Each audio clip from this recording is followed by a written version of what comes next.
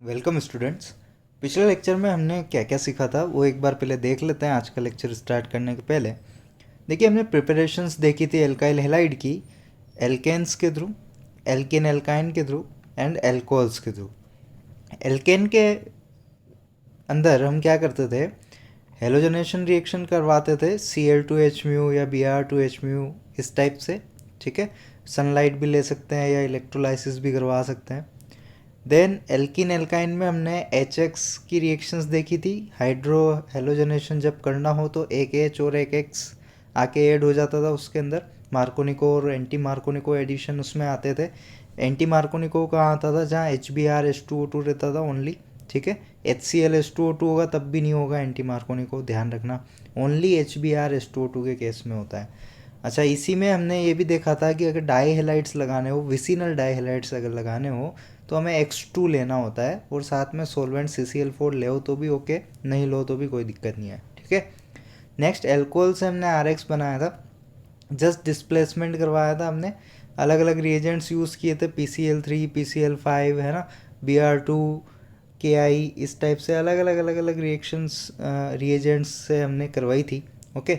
और सबसे best reagent होता है SOCl2 पिरिडीन के साथ एल्कोहल में, ठीक है, जो रिटेंशन वाला प्रोडक्ट देता है। वही अगर आप HCl वगैरह के साथ यूज़ करवाते हो तो फिर वो आपके इन्वर्जन वाला प्रोडक्ट देगा। उस केस में फिर SNI ना हो करके SN2 रिएक्शन होगी, ठीक है। इतना हम अभी तक पढ़ चुके हैं, जिसमें हमारे कुछ पिछले पढ़े हुए मैकेनिज़म्स यूज़ हुए हैं। आज हमें पढ़नी है RX की प्रिपरेशन हो चुकी, तो अब इसकी केमिकल रिएक्शंस पढ़नी है। RX कैसे कैसे रिएक्शन करेगा दूसरों के साथ। अभी तो ये बना था इनसे, अब ये बन गया है, अब ये रिएक्शन कैसे कैसे करेगा वो देखनी है हमें, ठीक है। तो हमें जो chemical reactions of halo alkane देखना है वो ये टाइप्स हैं। एलिमिनेशन रिएक्शंस देखेंगे इसकी, जिससे हम हेलो एल्केन से अगेन एल्कीन पे आ जाएंगे। देन सब्स्टिट्यूशन रिएक्शन देखेंगे, अलग अलग न्यूक्लियोफाइल्स आके एल्के आपके जो क्लोरो फ्लोरो या फिर आपके आयोडो ब्रोमो जो लगे हुए हैं उनको सब्स्टिट्यूट कैसे करेंगे। नेक्स्ट नेम रिएक्शन से, ये काफ़ी इंपॉर्टेंट सेक्शन होता है नेम रिएक्शन वाला। नेम रिएक्शंस देखेंगे हम नेक्स्ट, और लास्ट में हम देखेंगे रिडक्शन रिएक्शन, ठीक है। तो ये हमें कवर करना है chemical reactions of halo alkane के अंदर। तो सबसे पहले स्टार्ट करते हैं एलिमिनेशन रिएक्शंस। देखिए, एलिमिनेशन रिएक्शन हम E2 E1 में भी देख चुके हैं, बस वैसा ही है, कुछ नया नहीं है इसके अंदर। सीधी सी बात है, देखिए रिएजेंट कैसा आएगा, बेस आएगा, ठीक है। रिएजेंट कैसा आएगा, बेस आएगा। अब अगर E2 रिएक्शन होगी इसके अंदर जनरली, तो जो ज़्यादातर आपको रिएजेंट दिखाई देगा वो KOH होगा एल्कोहलिक मीडियम के अंदर। क्योंकि अगर हम एक्वस मीडियम ले लेंगे तो फिर सोलवेंट पोलर हो जाएगा और बेस की जगह वो न्यूक्लियोफाइल की तरफ वर्क करेगा। और जब जब न्यूक्लियोफाइल की तरफ वर्क करता है तो सब्स्टिट्यूशन होता है, और जब जब बेस की तरफ वर्क करता है तो क्या होता है, एलिमिनेशन होता है। नोट डाउन करें इन पॉइंट्स को जो मैं बोलता हूँ, ठीक है। तो सबसे पहले इसमें क्या होता है, E2 रिएक्शन के थ्रू होगा ये, ठीक है। E2 रिएक्शन होगी। E2 रिएक्शन में क्या होता है, H और H प्लस और लिविंग ग्रुप एक साथ निकलते हैं। H प्लस को कौन लेके जाता है, बेस, ठीक है। और फिर लिविंग ग्रुप भी साथ में निकल जाता है उसके। तो ये दोनों अगर निकल जाएंगे तो H प्लस के निकलने से यहाँ बनेगा डेल माइनस, और X माइनस के निकलने से यहाँ बनेगा डेल प्लस। तो प्लस माइनस के बीच में बॉन्ड बन जाएगा, ठीक है। ये दोनों निकल गए, ये दोनों निकल जाएंगे, और इन प्लस माइनस के बीच में यहाँ क्या बन जाएगा, बॉन्ड बन जाएगा आपके। तो इस तरीके से सिंगल बॉन्ड से आप मल्टीपल बॉन्ड पे आ गए हैं, तो ये हुआ आपके एलिमिनेशन। बस इसी तरीके से हम काफ़ी एग्जांपल्स E2 में देख चुके हैं, ओके। तो इसमें ज़्यादा हम डिटेल में अभी नहीं जा रहे हैं, एग्जांपल्स जब करेंगे तो और देख लेंगे इसको। नेक्स्ट रिएक्शन पे आते हैं, सब्स्टिट्यूशन रिएक्शन। अब देखिए, अभी अभी हमने एल्कोहलिक KOH की रिएक्शन करी, जहाँ पे एज ए बेस वर्क किया था OH माइनस आपके। अभी एक्वस कर दिया है, उसकी कॉन्सेंट्रेशन कम कर दी, उसको डाइल्यूट कर दिया है, तो अब ये एज ए न्यूक्लियोफाइल वर्क करेगा।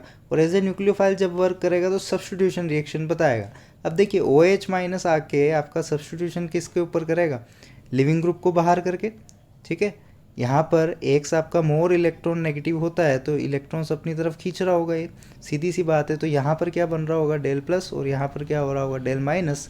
और न्यूक्लियोफाइल कहाँ पर अटैक करता है, जहाँ प्लस होता है, जहाँ इलेक्ट्रॉन की डेफिशिएंसी होती है, ठीक है। तो ये R पे अटैक करेगा और X को क्या कर देगा, आपके बाहर कर देगा एज ए लिविंग ग्रुप। तो फाइनल हमारे पास जो प्रोडक्ट बनेगा उसमें मेजर प्रोडक्ट क्या बनेगा हमारा, ROH एल्कोहल बन जाएगा, ठीक है, क्योंकि R के साथ OH का बॉन्ड बन चुका है इसलिए। नेक्स्ट हमारा इसके अंदर देखिए न्यूक्लियोफाइल कौन होगा, SH माइनस आ जाएगा इसके अंदर nucleophile. SH minus similar way में रिएक्शन करेगा। अगर ये 1 डिग्री 2 डिग्री है और पोलर एप्रोटिक सॉल्वेंट दिया है तो SN2 रिएक्शन होगी, 3 डिग्री के तो आपके SN1 रिएक्शन होगी, सीधी सी बात है। ओके, तो उसमें कन्फ्यूज़न नहीं होना चाहिए। तो सीधा यहाँ पे प्रोडक्ट क्या बन जाएगा आपके RSH, क्योंकि X को हटा करके SH आपका जो बहुत ही अच्छा न्यूक्लियोफाइल होता है, स्ट्रॉन्ग न्यूक्लियोफाइल होता है, वो आके X को सब्सटीट्यूट कर देगा। तो ये तो सिंपल सब्सटीट्यूशन रिएक्शन थी, लेकिन इसमें भी काफ़ी अच्छे अच्छे रिएक्शंस आती है जब आपके बाइडेंटेंट न्यूक्लियोफाइल आते हैं, ठीक है, एम्बिडेंट न्यूक्लियोफाइल भी कहते हैं जिन्हें, जो दो साइड से अटैक कर सकते हैं। जैसे कि देखिए यहाँ CN माइनस है, ये C की तरफ से भी अटैक कर सकता है और N की तरफ से भी अटैक कर सकता है ना। तो ये देखना, अगर हम इन दोनों का स्ट्रक्चर देखें, क्योंकि दोनों साइड से अटैक कर सकता है उसकी वजह से हमें देखना पड़ेगा इनका स्ट्रक्चर। तो KCN देखिए आपका कैसा बॉन्ड बनाता है, आयनिक बॉन्ड बनाता है, ठीक है। और AgCN कैसा बॉन्ड बनाता है, कोवेलेंट बॉन्ड बनाता है। AgCN कैसा बनाता है, कोवेलेंट बॉन्ड बनाता है Ag और C के बीच में, और इधर K प्लस और C के बीच में क्या होगा, आयनिक बॉन्ड होगा।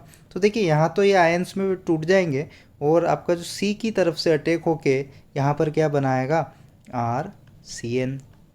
C की तरफ से अटैक होगा तो ऑब्वियस है R के साथ C जाके जुड़ेगा, ठीक। अब इधर देखिए कोवेलेंटली बॉन्डेड है, यानी ये एरिया आपका शेयरिंग में है, तो ये अभी फ्री नहीं है उतना जितना यहाँ पर ये C फ्री था आपके। तो इस बार अटैक कौन सी साइड से होगा, N की साइड से, क्योंकि ये भी लोन पेयर रखे हुए हैं आपका, ठीक है। तो लोन पेयर जहाँ होते हैं वो इलेक्ट्रॉन रिच स्पीशीज़ हो जाती है, और इलेक्ट्रॉन रिच स्पीशीज़ जो इसकी वजह से डेल प्लस मिलेगा हमें यहाँ पर, वहाँ पर अटैक कर सकती है। तो इस बार अटैक किसकी तरफ से होगा, N की तरफ से होगा, तो R के साथ N वाला हिस्सा जाके जुड़ेगा।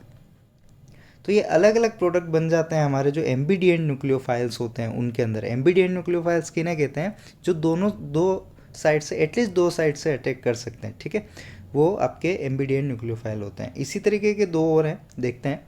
देखिए ये है KNO2 और एक है AgNO2। तो दोनों में से प्रोडक्ट कैसे कैसे बनेंगे वो हमें देखना है, तो इसका स्ट्रक्चर पता होना चाहिए। देखिए इसका स्ट्रक्चर कैसा होगा, KNO2 का कुछ इस तरीके से होगा, ये KNO2 इस तरीके से जुड़ा हुआ रहता है हमारा, और AgNO2 भी इसी तरीके से जुड़ा हुआ होगा, ठीक है।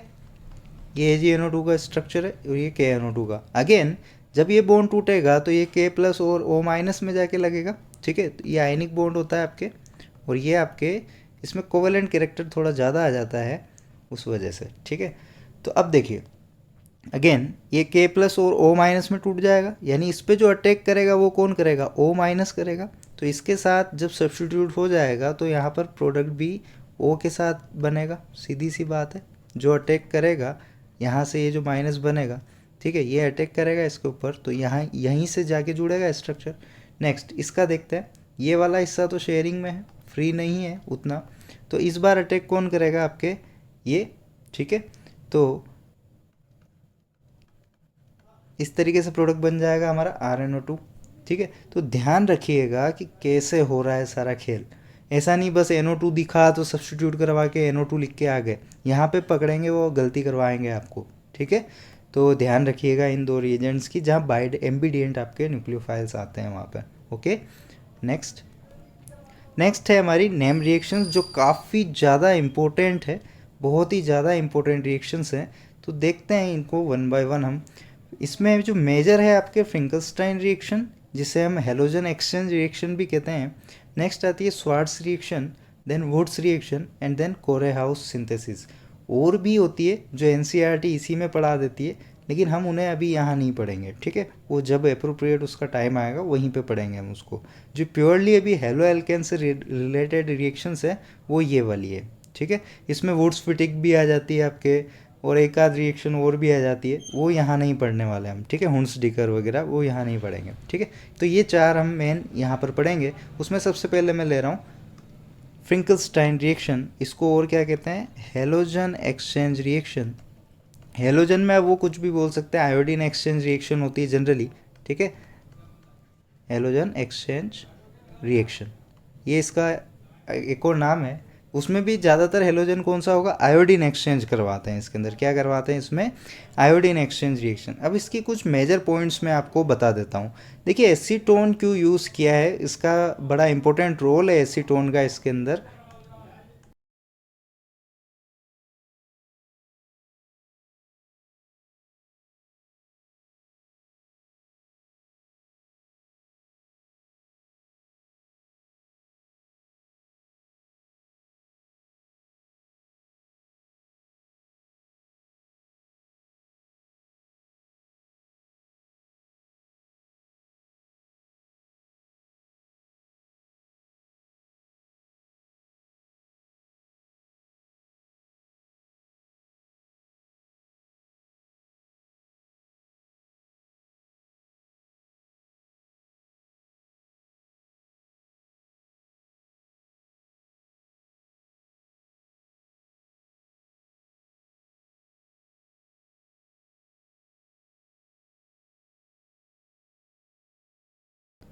देखिए एसीटोन यहाँ पर इसलिए लिया जाता है क्योंकि NaI जो होता है वो एसीटोन में सोल्यूबल होता है, जबकि जो आपके दूसरे हैं लाइक यहाँ पर अगर आई की जगह मैं यूज़ कर लूँ Br या Cl, तो वो एसीटोन में सोल्यूबल नहीं होते हैं।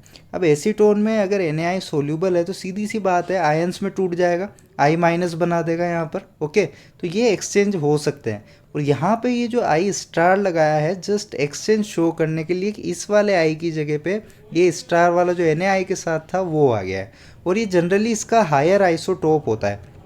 आइसोटोप आपके जो होते हैं उसमें इससे हायर ये वाला आइसोटोप होता है, इसलिए इसको ये सब्स्टिट्यूट कर पाता है। ठीक है, अब रही बात इनकी, सेम रिएजेंट लेंगे हम यहाँ पर और ये भी आपके इसको सब्स्टिट्यूट कर जाएगा।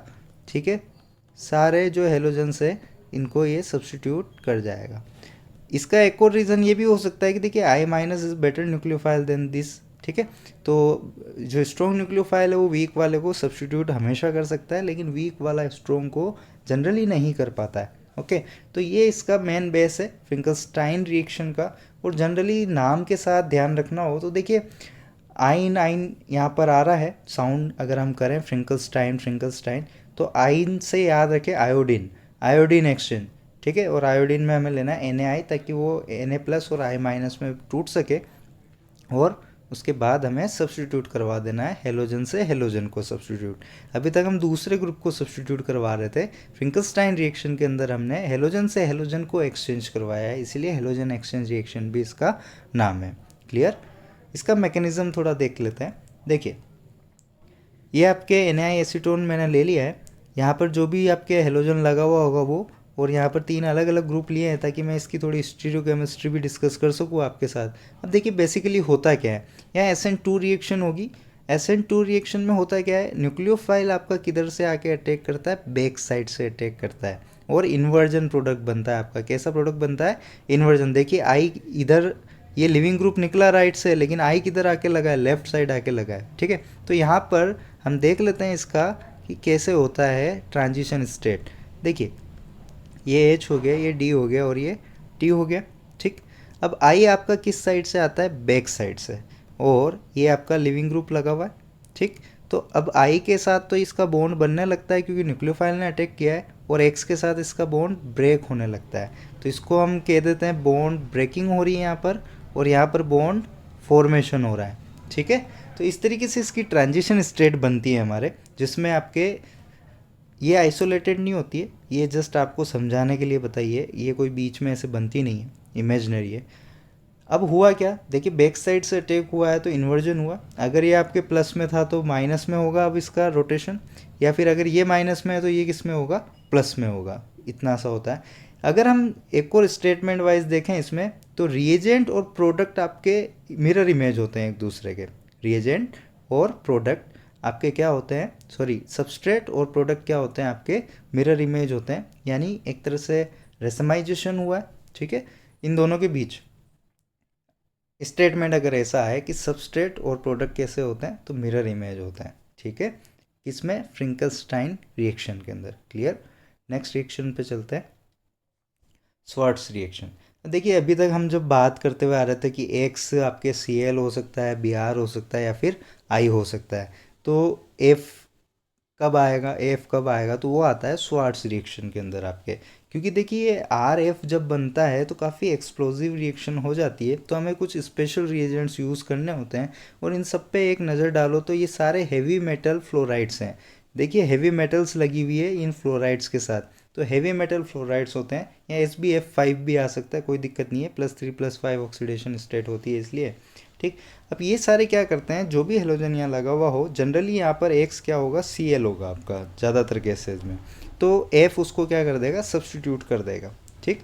अगेन ये हेवी मेटल फ्लोराइड्स आपके सोल्यूबल होते हैं, जबकि ये दूसरे जो अब आपके यहाँ पर बनेंगे, इनके साथ ये जो इनके इसके हेलाइड बनेंगे दूसरे हेवी मेटल के, ये प्रेसिपिटेट बना देते हैं।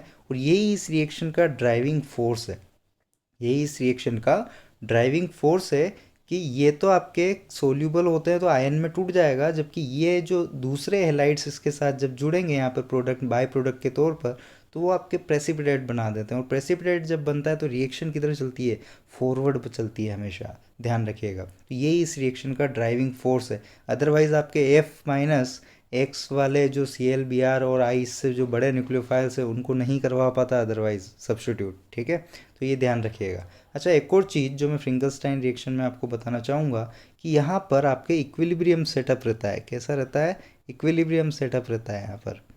ठीक है, ये ध्यान रखिएगा, इक्विलिब्रियम सेटअप रहता है इन दोनों की ट्रांजिशंस के बीच। ओके, तो ये हो गया स्वार्ट्स रिएक्शन, वो हो गई फ्रिंकलस्टाइन रिएक्शन। दोनों ही हेलोजन एक्सचेंज रिएक्शन होती है। दो हेलोजन एक्सचेंज रिएक्शन आप पढ़ चुके हैं, फ्रिंकलस्टाइन और स्वार्ट्स। ठीक है, फ्रिंकलस्टाइन आई से याद रखिएगा, साउंड आयोडीन एक्सचेंज होता है, जबकि स्वार्ट्स में क्या होता है, फ्लोराइड का एक्सचेंज होता है। ठीक, नेक्स्ट हम आते हैं वुड्स रिएक्शन। बहुत ही इंपॉर्टेंट रिएक्शन है, 5 स्टार लगा लें इस पर आप अपने नोट्स में। और ये रिएक्शन यूज़ कहाँ की जाती है वो पहले मैं बता देता हूँ। जब आपको सिंथेसिस करना हो सिमेट्रिकल एल्केन्स का, सिमेट्रिकल एल्केन जब बनानी हो हमें, तब इस रिएक्शन का यूज़ किया जाता है। ठीक है, सिमेट्रिकल एल्केन बनाने के लिए। अनसिमेट्रिकल नहीं बन पाएगी, इससे बाय प्रोडक्ट बहुत ज़्यादा बन जाते हैं उसकी वजह से। ठीक है, तो होता क्या है इस रिएक्शन में वो हम देखते हैं। सबसे पहले RX रहेगा, आपके एल्काइल हेलाइड है ही सही, हम इसी की रिएक्शंस पढ़ रहे हैं। देन आता है इसमें सोडियम के साथ ड्राई ईथर। ये ईथर कैसा होता है, ड्राई ईथर। मॉइस्चर प्रेजेंट नहीं होना चाहिए, क्योंकि अगर H2O वगैरह प्रेजेंट हुआ तो NaOH पहले उसके साथ रिएक्शन कर जाएगा। तो देखिए हर बार सोलवेंट का अपना एक यूज़ है। ओके, तो अब देखें होता क्या है इसमें। देखिए NCERT तो कैसे समझा देती है, ये RX जो 2 बार लिया है उसको दोनों बार लिख लिया, और ये जो 2Na है इन x को साथ लेके NX बना देगा। ठीक है, NX बना देगा 2 टाइम्स, और बचा क्या आपके R और R, इन दोनों के बीच में बॉन्ड बन के क्या बन जाएगी, आपके हायर एल्केन बन जाएगी। ठीक है, जैसे आपने CH3X लिया तो इधर भी CH3X, फिर CH3 जुड़ के इथेन बना देंगे, मतलब डबल कार्बन की एल्केन बनानी हो। कितने कार्बन की, डबल कार्बन की, वो भी सिमेट्रिकल एल्केन जब बनानी हो। ठीक है, तब इस रिएक्शन का यूज़ किया जाता है। जब कन्वर्जन आपके आते हैं ना NCERT में सब्जेक्टिव वाले क्वेश्चन, तब ध्यान रखिएगा कि डबल कार्बन जब बनाने हो, सिमेट्रिकल हो, तो इस रिएक्शन का हम यूज़ करेंगे। अब देखिए इसका मैकेनिज्म क्या होता है वो मैं बताता हूँ। ये तो डायरेक्ट मैकेनिज्म है NCERT लेवल का, लेकिन JEE नीट लेवल पे अलग होता है इसका मैकेनिज्म। देखिए वैसे तो दो दो इसके मैकेनिज्म्स होते हैं, दो मैकेनिज्म्स होते हैं। फ्री रेडिकल मैकेनिज्म भी होता है और ion exchange reaction, ion exchange mechanism भी होता है, लेकिन हम फ्री रेडिकल से समझेंगे, ज़्यादा आसानी से समझ में आ जाएगा। देखिए सबसे पहले क्या होता है, ये जो सोडियम है इसका ऑक्सीडेशन हो जाता है, इससे इलेक्ट्रॉन्स बाहर निकल जाते हैं। ठीक, और ये जो RX है इसका ये आपके होमोलिटिक क्लीवेज के थ्रू फ्री रेडिकल्स फॉर्म कर देता है। अब होता क्या है, ये जो इलेक्ट्रॉन्स निकले हैं ये किसके पास जाते हैं, इसके पास जाते हैं। ठीक है, और ये X माइनस बना देगा, तो X माइनस और Na+ तो बना के आपके NX बना देंगे। ठीक, अब बचा क्या, देखिए जो 2R फ्री रेडिकल्स हैं, R के फ्री रेडिकल्स हैं 2, ये आपके क्या बना लेते हैं, अगेन बॉन्ड फॉर्म करके आपके हायर एल्केन बना देते हैं डबल कार्बन की। ठीक है, इसी में आयन एक्सचेंज रिएक्शन भी होती है। एक और चीज़, मैकेनिज्म आयन एक्सचेंज से हो ही सकता है, लेकिन इसी में एक और चीज़ मैं बताता हूँ कि यहाँ डिसप्रपोर्शनेशन भी होता है। डिसप्रपोर्शनेशन किसे कहते हैं, जहाँ ऑक्सीडेशन और रिडक्शन दोनों हो रहा हो, तो डिसप्रपोर्शनेशन भी होता है यहाँ पर इस रिएक्शन के अंदर। ये मैं बताऊँगा अभी आपको अगले स्लाइड में कि कैसे होता है डिसप्रपोर्शनेशन। तो अगर स्टेटमेंट आता है कि वुड्स रिएक्शन डिस्प्रोपोर्शनेशन रिएक्शन है क्या, तो यस ऑब्वियसली है डिस्प्रोपोर्शनेशन रिएक्शन वुड्स रिएक्शन। ठीक है, तो समझते हैं इसके कुछ आगे रिमार्क्स वगैरह कि क्या क्या और होता है इसमें। देखिए इससे CH4 कभी भी नहीं बना सकते आप, मिथेन कभी भी नहीं बना सकते इससे आप। मिथेन क्यों नहीं बना सकते, क्योंकि देखिए हमेशा ही डबल कार्बन की एल्केन बनेगी और यहाँ पर सिंगल कार्बन है, इसलिए नहीं बना सकते। ठीक, दूसरा, not suitable for unsymmetrical alkene formation. Unsymmetrical alkenes आप नहीं बना सकते इसमें। क्यों नहीं बना सकते, देखिए होता क्या है, अनसिमेट्रिकल ऐसे केसेस में बनेगी जब इधर आपके अलग दिया हो और इधर आपके अलग दिया हुआ हो ग्रुप। तो अब इसमें पॉसिबिलिटी क्या क्या हो सकती है, देखिए यहाँ से CH3 फ्री रेडिकल बनेगा, यहाँ से इथाइल फ्री रेडिकल बनेगा आपका, एक से मिथाइल फ्री रेडिकल, एक से इथाइल फ्री रेडिकल। अब इथाइल मिथाइल जुड़ेंगे तो क्या बनेगा, देखिए आपके इथाइल और मिथाइल जुड़े तो ये बना, मिथाइल मिथाइल भी जुड़ सकते थे, मिथाइल मिथाइल जुड़ेंगे तो ये बनेगा, और इथाइल इथाइल अगर जुड़ गए तो क्या बनेगा, देखिए C2H5 और C2H5 जुड़ गए तो क्या बना देगा, ये ब्यूटेन बना देगा आपके, है ना। तो इस तरीके से बाय प्रोडक्ट काफ़ी बन जाते हैं, और हम जो बनाना चाहते हैं डबल कार्बन की एल्केन, वो ना मिलके उसके साथ ये भी मिल जाते हैं, फिर इनको आइसोलेट करना मुश्किल हो जाता है हमारे लिए, इसलिए। ठीक है, तो अनसिमेट्रिकल एल्केन के लिए हम इसे अवॉइड करेंगे, उसके लिए अगली रिएक्शन है कोरेव सिंथेसिस, वो ज़्यादा बेटर रहती है। ठीक, अब डिस्प्रोपोर्शनेशन कैसे होता है, देखिए डिस्प्रोपोर्शनेशन मतलब ऑक्सीडेशन रिडक्शन एक ही रिएक्शन में हो रहा हो, और या तो आपके O आ रहा जा रहा हो या फिर H आ रहा जा रहा हो, ये होता है डिस्प्रोपोर्शनेशन एक ही रिएक्शन के अंदर। अब देखिए होता क्या है, जनरली तो वैसे ये जो ethyl free radical ethyl free radical free radical free radical मिलकर ब्यूटेन बना लेंगे, लेकिन एक केस ये भी हो सकता है इसके अंदर कि ये जो फ्री रेडिकल है H फ्री रेडिकल इंड्यूस करके H फ्री रेडिकल को अपने पास ले लें यहाँ। ठीक है, तो ये क्या बना देगा, देखे CH3 बना देगा, है ना। इससे अगर H फ्री रेडिकल इंड्यूस करके ले ले तो, और अगर इससे H फ्री रेडिकल निकल गया तो यहाँ पर एक और फ्री रेडिकल फॉर्म हो जाएगा। H फ्री रेडिकल अगर निकल गया तो फिर इन दोनों फ्री रेडिकल के बीच में बॉन्ड बन जाएगा, तो यहाँ पर आपके CH2 double bond CH2 form हो जाएगा। ठीक है, तो इस तरीके से देखिए इसके पास H आ गया, इससे H निकल गया, यानी एक का ऑक्सीडेशन हो गया, दूसरे का क्या हो गया, रिडक्शन हो गया, यानी डिस्प्रोपोर्शनेशन रिएक्शन भी होती है वुड्स रिएक्शन। ठीक है, क्लियर ये रिमार्क्स इसके।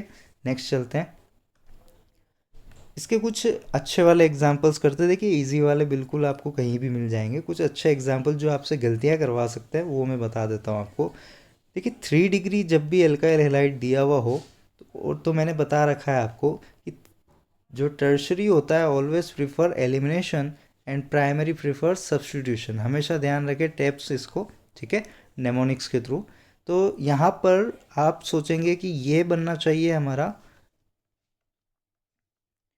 ये एक सट के यहाँ फ्री रेडिकल बनाएगा, और फ्री रेडिकल के बीच में दो फ्री रेडिकल के बीच में आपका क्या बन जाना चाहिए, बॉन्ड बन जाना चाहिए, ये आप सब सोचते हैं, लेकिन ऐसा नहीं बन पाता 3 डिग्री जब होगा। 3 डिग्री जब भी आता है तो वुड्स रिएक्शन जनरली फेल हो जाती है, और वहाँ क्या हो जाता है आपके एलिमिनेशन हो जाता है। एलिमिनेशन होगा तो एक एक्स जाएगा और पास वाले कार्बन से एक एच जाएगा, तो यहाँ क्या बन जाएगा, डबल बॉन्ड बन जाएगा आपके, जो ये आपके कार्बन्स हैं इनके बीच में क्या बन जाएगा, डबल बॉन्ड। इसको थोड़ा अगर सही करके हम लिखते हैं तो ये कैसा लगेगा, देखिए ये कार्बन और ये कार्बन के बीच डबल बॉन्ड, और ये दोनों कार्बन इस जगह पे। ठीक है, तो टर्शरी जब हो तो ध्यान रखें वुड्स रिएक्शन जनरली जो प्रोडक्ट बनना चाहिए डबल कार्बन का वो नहीं बन पाता, क्योंकि टर्शरी ऑलवेज प्रिफर्स एलिमिनेशन, हमेशा ध्यान रखिएगा, अनलेस उसका कोई प्रोटोनेशन या कार्बोकेटाइन फॉर्म ना कर दे हम पोलर प्रोटिक सोलवेंट ला करके। ठीक है, यहाँ पर ना तो पोलर प्रोटिक सोलवेंट है हमारा, ठीक है, और ना ही यहाँ पर और कोई ऐसी कंडीशन है जिससे हम सब्स्टिट्यूशन वगैरह करवा के डबल एल्केन का सिंथेसिस कर पाएँ, डबल कार्बन की एल्केन का। क्लियर। नेक्स्ट ये वाला एग्जांपल देखते हैं। देखिए इसमें क्या होगा, ये दोनों एक सटेंगे यहाँ सर, ये दोनों जब एक सटेंगे यहाँ से तो देखिए यहाँ पे क्या बनेगा, हमारा फ्री रेडिकल बन जाएगा, ये फ्री रेडिकल बन जाएगा। तो अब दो चांसेस हो जाते हैं यहाँ पे कि आपके ये डबल बॉन्ड बन जाए इनके बीच में, इन दोनों फ्री रेडिकल के बीच में क्या बन जाए, बॉन्ड फॉर्मेशन हो जाए और डबल बॉन्ड आ जाए। लेकिन देखिए ये अगेन काफ़ी ज़्यादा स्ट्रेन वाला होता है, 4 मेंबर की रिंग में डबल बॉन्ड का आना बहुत ज़्यादा स्ट्रेन देता है अगर आप इसके हाइब्रिडाइजेशन से एंगल कंपेयर करें तो। ठीक है, क्योंकि देखिए ये कार्बन हो गया आपका sp2, और sp2 का एंगल जनरली 120 डिग्री होता है, जबकि यहाँ पर कितना आ रहा है 90 डिग्री, तो काफ़ी ज़्यादा स्ट्रेन आ जाता है जो एक्चुअल एंगल से काफ़ी कम हो गया है एंगल इसका, उस वजह से। तो ये वाला प्रोडक्ट बनाने की बजाय ये क्या प्रिफर करता है, देखिए इधर, ये डाइमर बनाना प्रिफर कर जाता है इस तरीके से, ये फ्री रेडिकल, ये फ्री रेडिकल, ठीक है। इसी का एक और फ्री रेडिकल इस तरीके से, अगर ये 2 टाइम्स लिया गया है तो, ठीक है, और इनके बीच में बॉन्ड बन जाता है, इन दोनों फ्री रेडिकल्स के बीच में बॉन्ड बन जाता है। तो देखिए फाइनल प्रोडक्ट कैसा बनेगा, फाइनल प्रोडक्ट कैसा बनेगा, देखिए ध्यान से,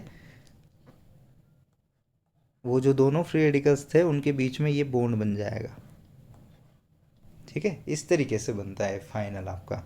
तो डाइमर ज़्यादा स्टेबल रहता है बजाय उस डबल बॉन्ड के 4 मेंबर की रिंग में। क्लियर।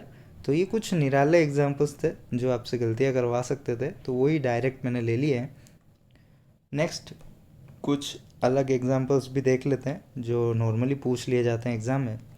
देखिए यहाँ क्या होगा, ये Cl तो बाहर निकल जाएंगे, Cl बाहर निकल जाएंगे तो इन दोनों साइड वाले कार्बन पे क्या आ जाएगा, फ्री रेडिकल, इस तरीके से इन दोनों साइड वाले कार्बन्स पे क्या आ जाएगा, फ्री रेडिकल्स। और लास्ट स्टेप में क्या होगा, इन दोनों फ्री रेडिकल्स के बीच में क्या बन जाएगा, बॉन्ड। तो हमारे पास क्या फॉर्म हो जाएगी, 3 मेंबर रिंग, साइक्लोप्रोपेन फॉर्म हो जाएगा, ठीक है। साइक्लिक भी बन सकते हैं, कोई दिक्कत नहीं है। इनमें देखिए आपके क्या होगा, अगेन यहाँ से Cl निकला तो इस जगह पे फ्री रेडिकल आएगा, यहाँ से Cl निकला तो इस जगह फ्री रेडिकल आएगा।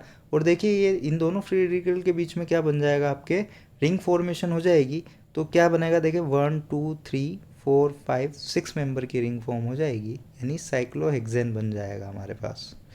समझ में आया, यहाँ से Cl निकला तो इस पर फ्री रेडिकल आया, यहाँ से Cl निकला तो इस पर फ्री रेडिकल आया, समझ गए, ठीक है। तो इस तरीके से साइक्लिक कंपाउंड भी बन सकते हैं। नेक्स्ट एग्जांपल देखते हैं। यहाँ देखिए क्या होगा, ये जब Cl निकलेगा, ये जब Cl निकला, निकाल देते हैं इसको, ठीक है, ये Cl निकला तो यहाँ फ्री रेडिकल आया। ये वाला Cl जब निकलेगा तो अगेन सेम टाइप से फ्री रेडिकल बनेगा यहाँ पर भी, कुछ ऐसे, ठीक। अब क्या होगा, देखिए रेजोनेंस होगा, ये बॉन्ड इधर जाएगा, ठीक, तो फ्री रेडिकल कहाँ आ जाएगा, इस जगह पे। देखिए रेजोनेंस होके फ्री रेडिकल कहाँ आ जाएगा हमारा, यहाँ पर, ये बॉन्ड आ जाएगा इस जगह, और ये फ्री रेडिकल इसकी जगह पे ही है, ठीक है। Pi sigma free radical conjugation valid है, तो यहाँ पर ये रेजोनेंस करेगा, तो ये बॉन्ड यहाँ आने की वजह से फ्री रेडिकल कहाँ आया, इस जगह पे आ गया हमारा। अगर ऐसे समझ में नहीं आता है तो ऐसे समझें इसको, फ्री रेडिकल्स के, देखिए ये बॉन्ड टूट के आपका 2 फ्री रेडिकल बना सकता है यहाँ पर। एक बॉन्ड अगर मैं तोड़ दूँ यहाँ से, ये वाला बॉन्ड अगर तोड़ दूँ, ठीक है, तो 2 फ्री रेडिकल बन जाएंगे। अब इन 2 फ्री रेडिकल के बीच में बॉन्ड बन जाएगा आपके, ऐसा, ठीक है। और ये बचे ये दोनों फ्री रेडिकल जो कि मैंने यहाँ लिखे हैं, ठीक है। तो इस तरीके से भी आप समझ सकते हैं इसे। तो नेक्स्ट हमारा फाइनल प्रोडक्ट क्या बनेगा, वो हम बना देते हैं इन दोनों के बीच में बॉन्ड बना करके, जो कि क्या होगा, बेंजीन, ठीक है। तो यहाँ पर बॉन्ड आ जाएगा, एक यहाँ पर और एक यहाँ पर, बेंजीन बन जाएगा हमारा। तो रेजोनेंस वाले भी पॉसिबल हो सकते हैं वुड्स रिएक्शन में, ठीक है। अब देखिए यहाँ ध्यान से देखिएगा, यहाँ पर 2 नहीं लिखा हुआ है, यहाँ पर 2 नहीं लिखा हुआ है, ठीक है। तो जो भी होगा इन दोनों Br के साथ होगा, जैसा कि अभी तक पिछले एग्जाम्पल में होता आया है। तो देखिए क्या होगा, ये दोनों Br जब निकलेंगे तो फ्री रेडिकल्स आ जाएंगे इनकी पोजीशंस पे, ठीक है। एक फ्री रेडिकल यहाँ आ जाएगा, एक फ्री रेडिकल यहाँ आ जाएगा, और बीचों बीच आपके बॉन्ड बन जाएगा, ठीक है। तो ऐसा स्ट्रक्चर हमें जनरली दिखाई नहीं देता है वैसे, ठीक है। तो इसको थोड़ा बहुत हम अलग स्टाइल से भी बना सकते हैं, कुछ इस तरीके से देखा जाए तो, ये थोड़ा स्ट्रेन वगैरह कम करते हुए, एंगल वगैरह मेंटेन करते हुए, इस तरीके से भी दिखाई दे सकता है ऑप्शन में ये, तो ध्यान रखिएगा इसका। नेक्स्ट देखते हैं। अब यहाँ पे 2 दिया है, देखिए अब इन दोनों Br के साथ नहीं होगा, ये 2 Br है, तो 2 Br अलग अलग निकलेंगे, देखिए इस तरीके से निकलेंगे। पहले ये निकला, ठीक है, ये निकल गया, और ऐसा का ऐसा एक और निकल जाएगा, तो यहाँ पर इस तरीके से होगा। फिर इन दोनों फ्री रेडिकल के बीच में हम क्या बना देंगे, बॉन्ड, ठीक है। तो ऐसा कंपाउंड हमें मिलता है बजाय वो पिछले वाले के, क्योंकि उसमें स्ट्रेन काफ़ी था, इसमें उतना नहीं रहेगा आपके, ठीक है। तो ध्यान रखिएगा, यहाँ ट्वाइस दिया है कि क्या दिया है, हर एक चीज़ का बहुत इंपॉर्टेंस है ऑर्गेनिक के अंदर, ठीक। नेक्स्ट देखते हैं ये वाला एग्जांपल। ये आपके अलग अलग तरीके से JEE advance, JEE mains, NEET में पूछा गया है बार बार। देखिए स्वास्तिक से डमरू कैसे बनाते हैं, काफ़ी इंटरेस्टिंग एग्जांपल है, आखिरी एग्जांपल है आपका। इसमें एडिक्वेट अमाउंट दिया है Na ईथर का, जितना भी इसमें रिक्वायर्ड है। ठीक, अब होगा क्या वो देख लेते हैं। तो सिंपल सी बात है, जब भी Na और ड्राई ईथर आएगा तो आपके Br हटा के हमें क्या कर देना है, फ्री रेडिकल लगा देना है। तो ये Br हटाया, इसके यहाँ पर क्या लगाया, फ्री रेडिकल लगा दिया। अगेन ये Br भी हटा दो, पूरा हट गया। ठीक है, ये Br भी हटा के क्या लगा दो, फ्री रेडिकल लगा दो। अगेन इस Br को भी हटा दो और क्या लगा दो, यहाँ फ्री रेडिकल लगा दो। और इस Br को हटाकर भी क्या लगा दो, फ्री रेडिकल लगा दो। ठीक है, तो हमारे पास ये फ्री रेडिकल्स आ गए। अब किन्हीं भी दो के बीच में आप क्या बना सकते हैं, बॉन्ड। जिन कोई भी आप जहाँ इच्छा हो आपका, वहाँ दो के बीच में बॉन्ड बना दें। देखिए इन दोनों के बीच बन चुका है, तो बचे ये दोनों, अब बनेगा इन दोनों के बीच। तो देखिए स्वास्तिक से आप कहाँ आ गए हैं, डमरू पे आ गए हैं। ठीक है, तो इस तरीके के कुछ इंटरेस्टिंग क्वेश्चन भी पूछ लिए जाते हैं कंपटीशन एग्जाम्स में। क्लियर। नेक्स्ट हम पढ़ेंगे कोरे ऑफ सिंथेसिस अगले लेक्चर में, अगले से अगले लेक्चर में। ठीक, इसमें एक ट्रिक के थ्रू चलेंगे जहाँ अदनान समी और चोसली की लड़ाई होगी थोड़ी, तो वहाँ देखेंगे हम इसको। ठीक है, थैंक यू।